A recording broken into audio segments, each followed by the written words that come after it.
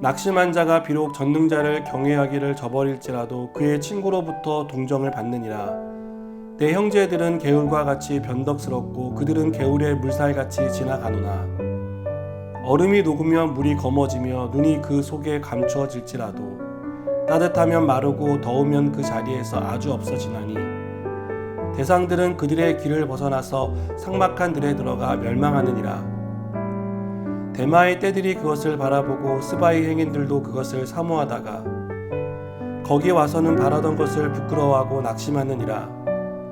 이제 너희는 아무것도 아니로구나. 너희가 두려운 일을 본즉 겁내는구나.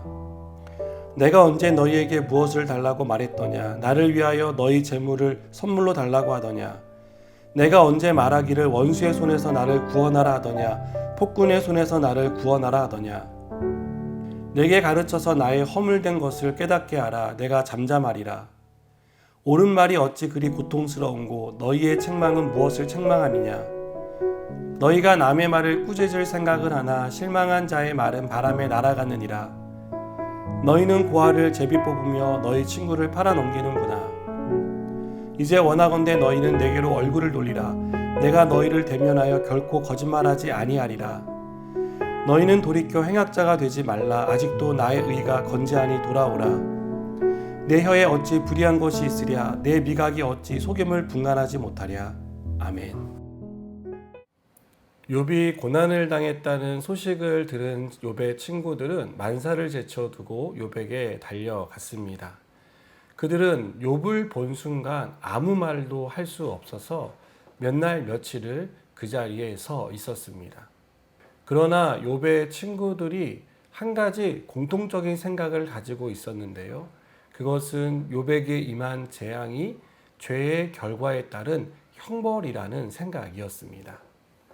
그렇지 않다면 욥이 갑자기 모든 재산을 잃고 모든 자녀들이 죽고 욥 자신에게도 고통스러운 그런 질병이 생긴다는 것을 설명할 방법이 없었습니다. 욥은 이런 논리로 자신을 책망하는 엘리바스의 말을 정면으로 반박합니다.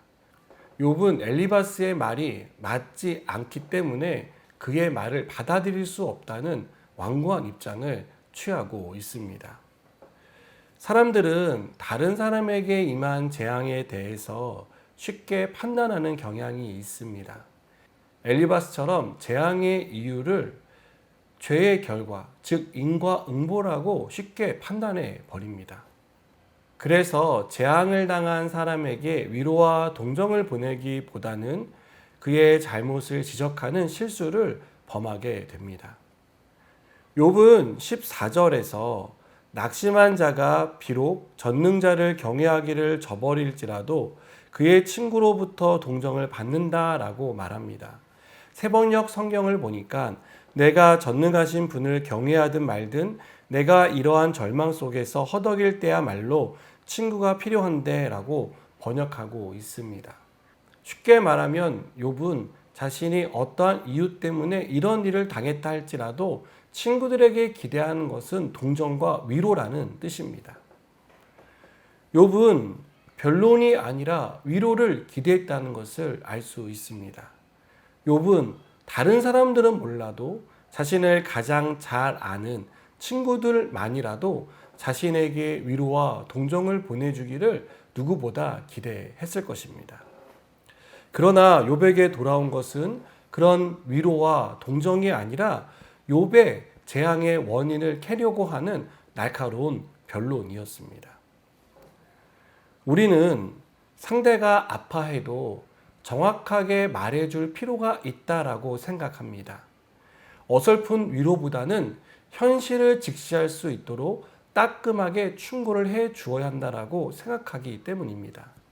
그러나 친구에게 바라는 것은요, 충고가 아닙니다. 친구의 사정을 제대로 알지 못한 충고는 아무리 따끔하다 할지라도 어설픈 위로보다 못한 결과를 가져옵니다. 욥은 엘리바스의 따끔한 충고가 어설픈 위로보다 못하다는 것을 말하고 있습니다. 다른 친구들에게도 내게 가르쳐 나의 허물된 것을 깨닫게 하라. 내가 잠잠하리라 라고 말하는 것을 볼 수 있습니다. 그리고 29절에서도 너희는 돌이켜 행악자가 되지 말라. 아직도 나의 의가 건재하니 돌아오라고 말하고 있습니다. 욥은 친구들이 생각하는 이유 때문에 재앙이 임했다라고 말하고 있지 않습니다. 그는 여전히 의로운 삶을 살고 있다고 말하고 있고 하나님이 보실 때에도 이러한 재앙을 받을 만한 죄를 짓지 않았다라고 항변하고 있습니다. 사랑하는 여러분, 여러분은 고난을 당하는 친구에게 어떤 친구이십니까? 어떤 모습으로 다가가고 계십니까? 어설픈 위로보다는 따끔한 충고가 필요하다고 생각하고 그 친구에게 따끔한 충고를 아낌없이 쏟아붓는 그런 친구이십니까?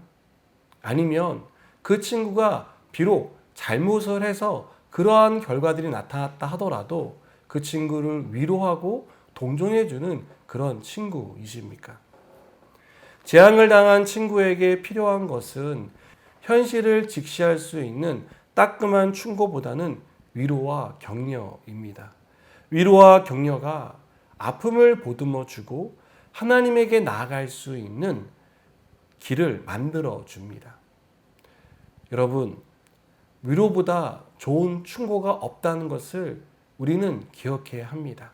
그리고 재앙을 당한 그 친구에게 오늘도 위로자가 되어주는 저 여러분이 되기를 주님의 이름으로 축복합니다.